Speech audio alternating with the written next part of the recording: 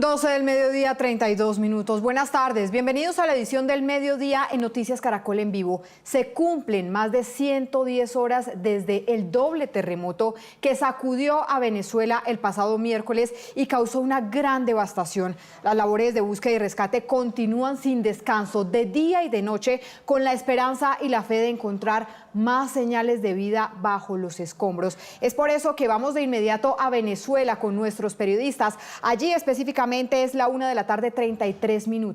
Allí vemos en pantalla a Andreina Solórzano en el estado de La Guaira, a Saúl Noriega desde Caracas y a Álvaro Freddy Acevedo en Falcón, a quien veremos en algunos instantes. Pero empezamos en La Guaira con Andreina. Andreina, ¿qué es lo último 5 días después de esta tragedia? Adelante. Catalina, televidentes, muy buenas tardes. Aquí estamos, como usted bien dijo, en el estado de La Guaira, en donde definitivamente la magnitud supera con creces la capacidad instalada para poder atender la cantidad de colapso. En este momento nos tuvimos que apartar un poco de la zona más afectada porque la señal, por supuesto, de las telecomunicaciones no están muy buenas, así que para poder hacer esta conexión con ustedes tuvimos que apartarnos un poco de la zona. Hay que decir también que el día de hoy se presentó un terremoto de 4,2. Es un nuevo sismo que sacudió a Venezuela en la zona ya afectada. En Caracas, en donde nosotros estamos pernoctando, lo sentimos. Nos dicen que aquí se sintió mucho más, por supuesto. Estuvimos precisamente en el edificio que ven detrás de mí, uno de los edificios colapsados en esta franja costera, y allí encontramos la historia de un rescatista que logró sacar con vida a una mujer, a una joven de 20 años, y su hermano está todavía atrapado debajo de los escombros y hay señales de vida. Escuchan ruidos debajo de los escombros y a esta hora están adelantando las labores de remoción de escombros para poder llegar a él. Se escuchan golpes, golpean, porque nosotros entramos y le gritamos, ¿hay alguien con vida aquí? Si hay alguien con vida y me escuchas, golpea. Y se escucha cuando golpean, pero se escucha muy abajo. De donde nosotros estamos, se escucha abajo, ¿entiendes? Pero todavía, ahí está el perro, y estamos esperando a ver que, si el perro de aquel 100% de que está ahí, nos toca entrar. Sacamos a su hermana con vida, se percibe que puede ser el hermano. En el estado de Falcón, en la costa norte de Venezuela, las autoridades dieron por concluidas las labores de remoción de escombros de un edificio. Allí también las carreteras sufrieron graves afectaciones en su capa asfáltica. Un equipo de Noticias Caracol llegó hasta allá.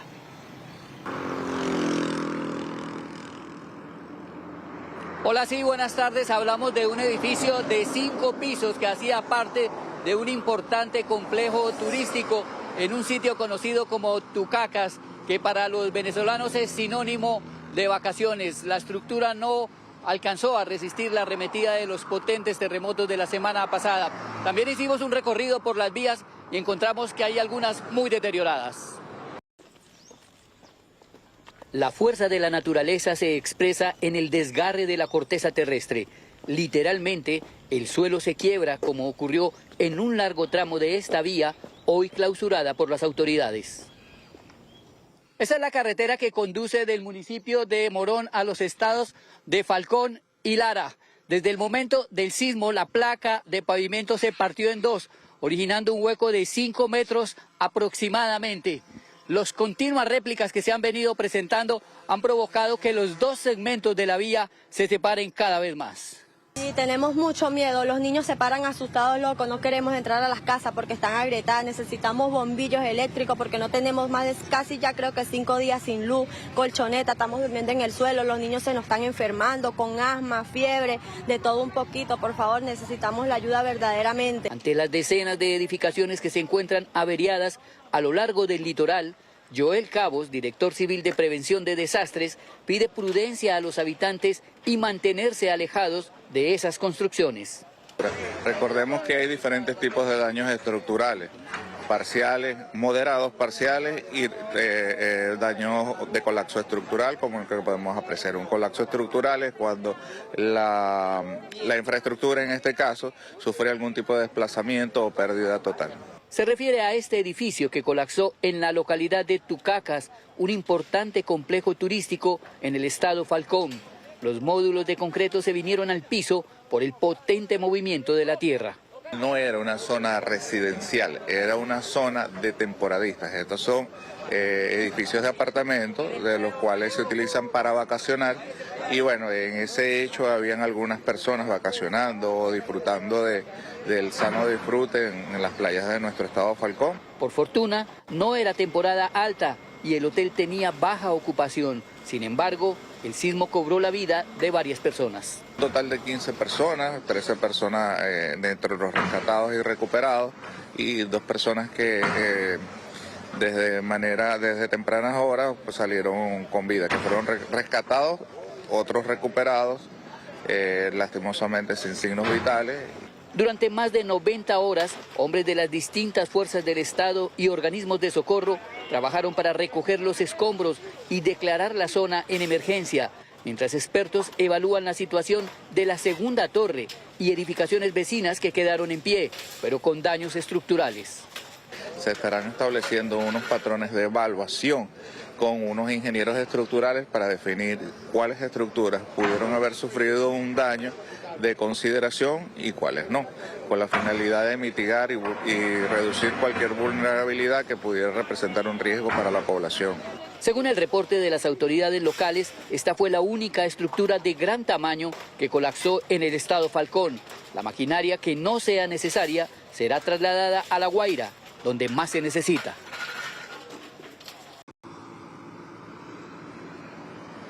Las labores de remoción de escombros han concluido en este lugar. Aquí solo queda esperar la visita de los ingenieros expertos que van a hacer nuevas evaluaciones. Sin embargo, le han dicho a la gente que no se acerquen a estas edificaciones porque ante las continuas réplicas podrían colapsar. Esta es la información aquí desde el punto. Continúen ustedes con más información.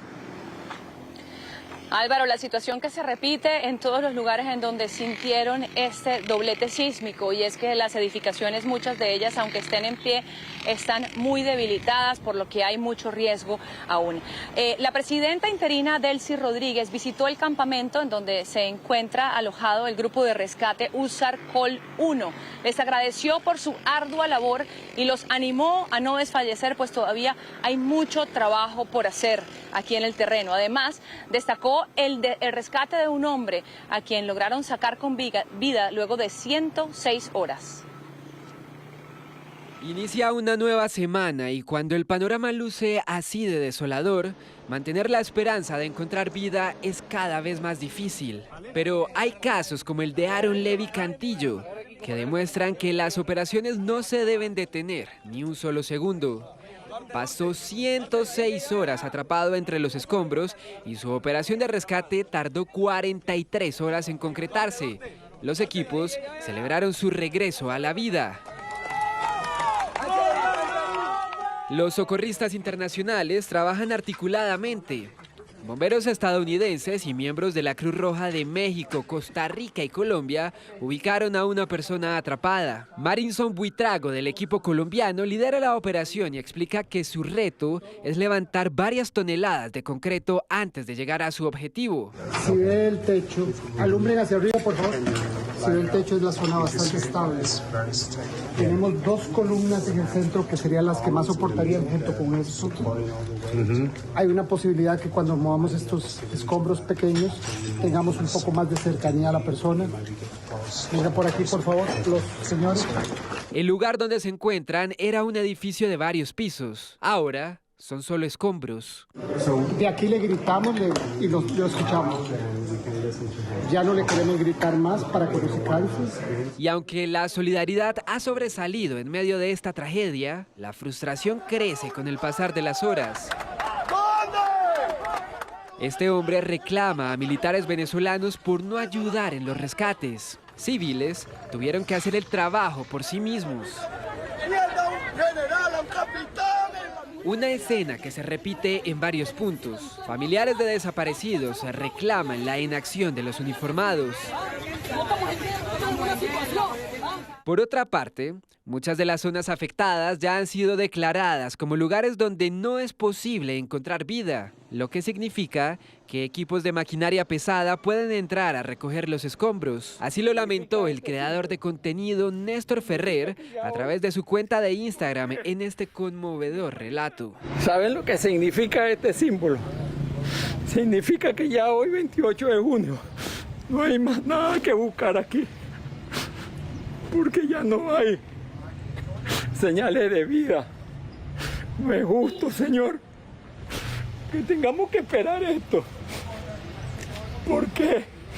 Siendo un país tan rico como Venezuela, ¿por qué tenemos que esperar una ayuda internacional?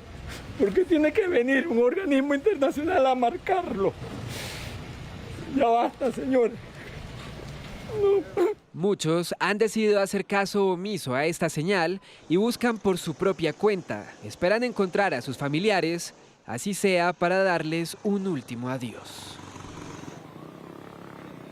Van más de 400 réplicas desde los dos sismos principales del pasado miércoles.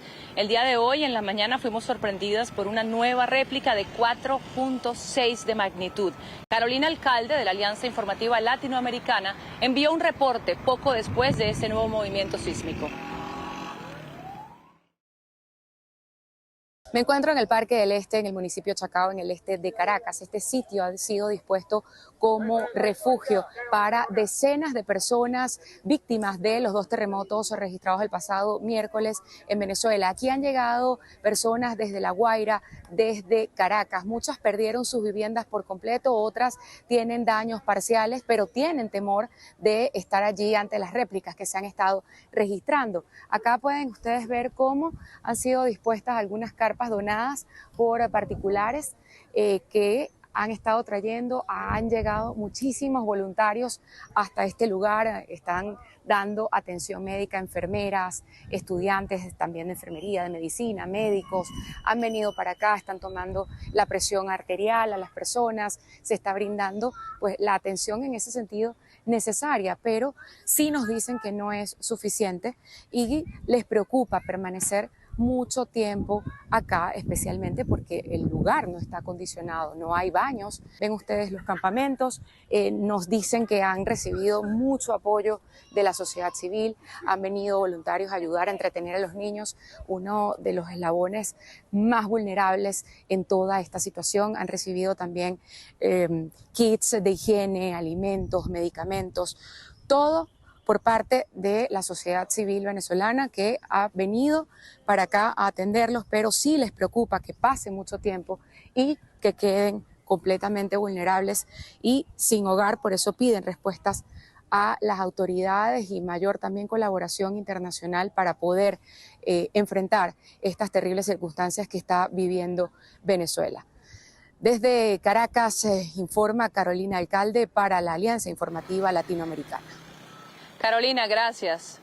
Y Natalia Fernández es una de las víctimas colombianas que dejan los terremotos en Venezuela. Ella había viajado junto a su esposo y a su hija para pasar unas vacaciones.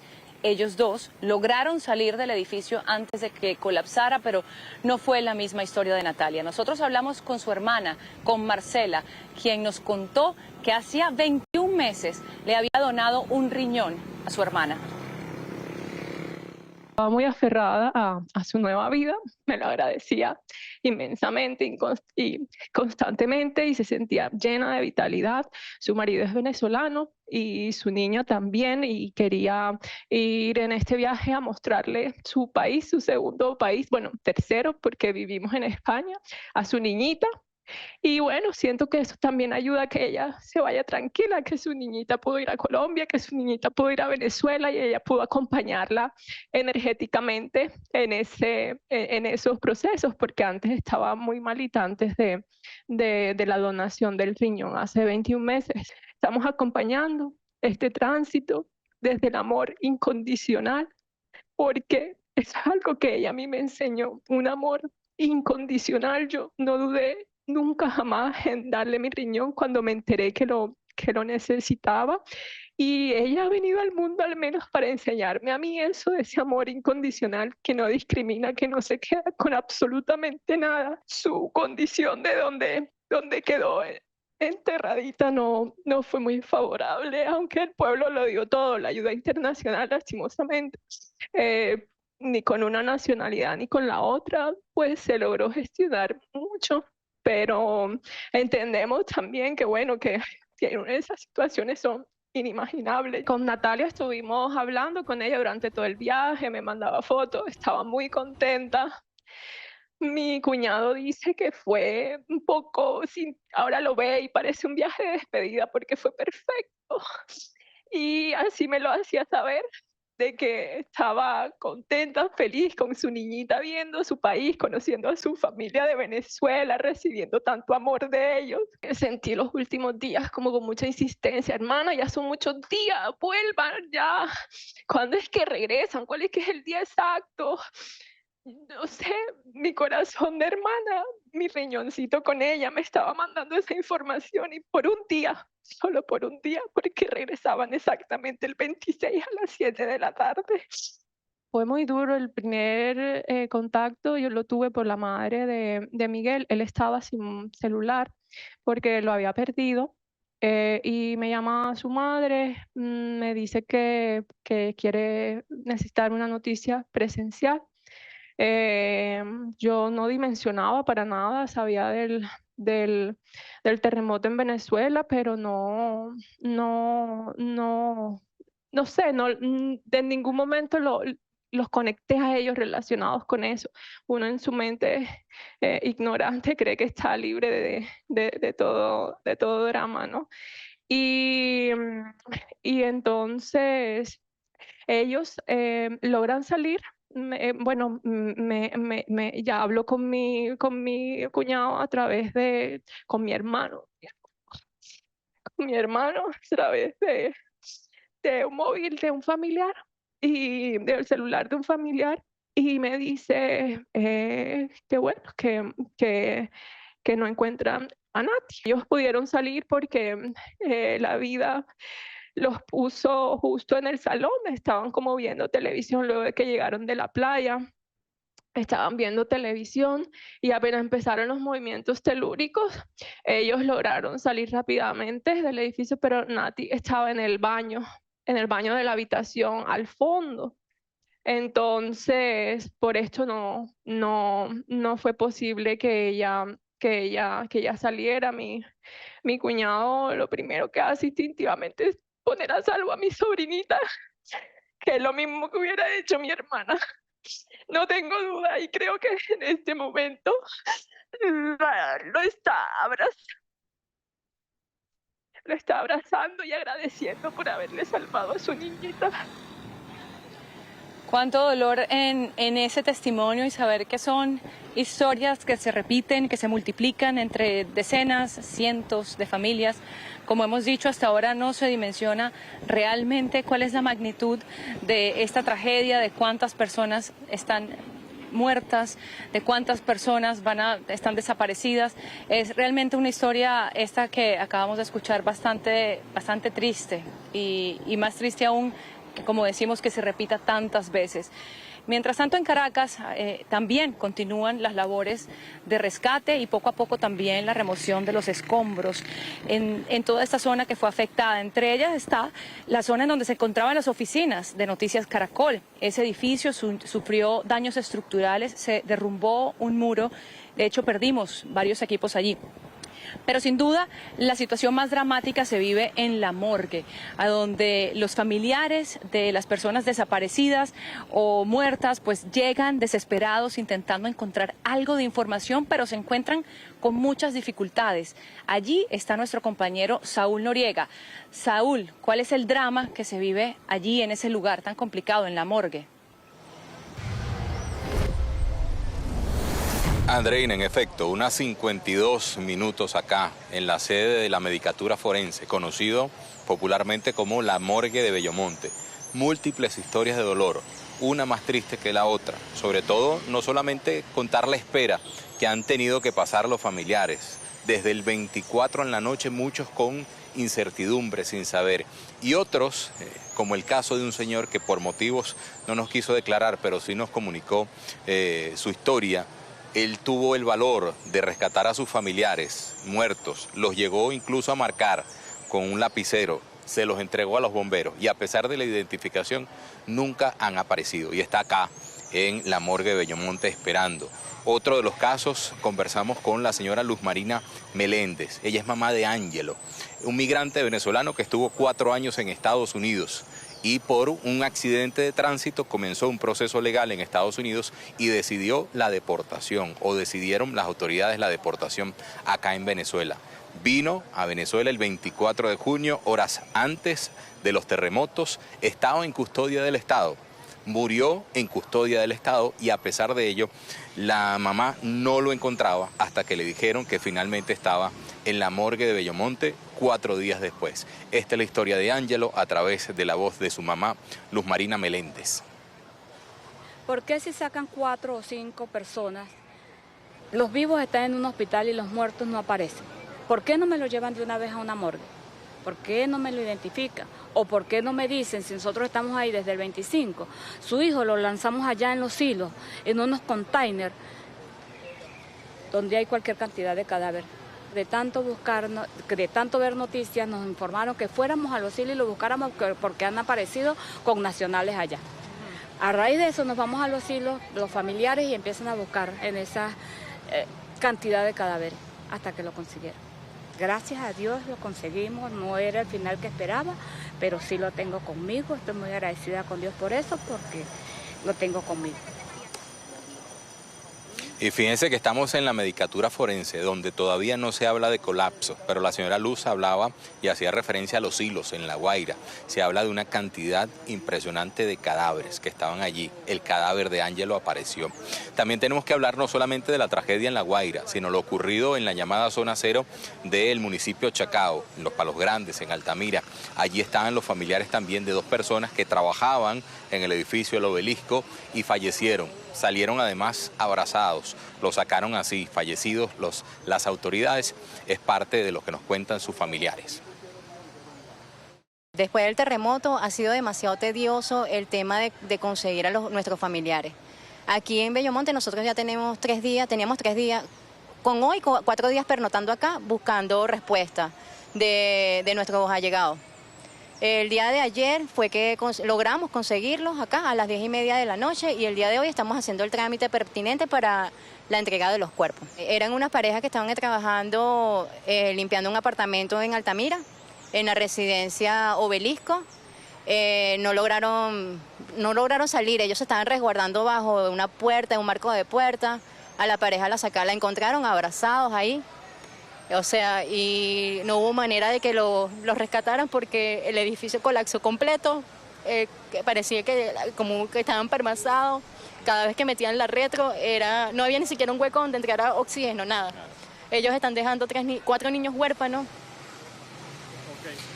Parte de la realidad que se vive. Antes de finalizar, les comunico, como ustedes saben, el deporte principal acá en Venezuela es el béisbol y hay muchas divisiones juveniles e infantiles que se conocen como criollitos de Venezuela, donde hacen vida muchos niños, muchos jóvenes. Esta organización ha emitido un comunicado en los que habla que por lo menos 100 niños habrían fallecido en esta tragedia. Sin embargo, todavía no son capaces de consolidar esta cifra, pero sin duda alguna representa uno de los puntos sensibles, como es el fallecimiento de niños y jóvenes acá en Venezuela. Andreina, vuelvo contigo.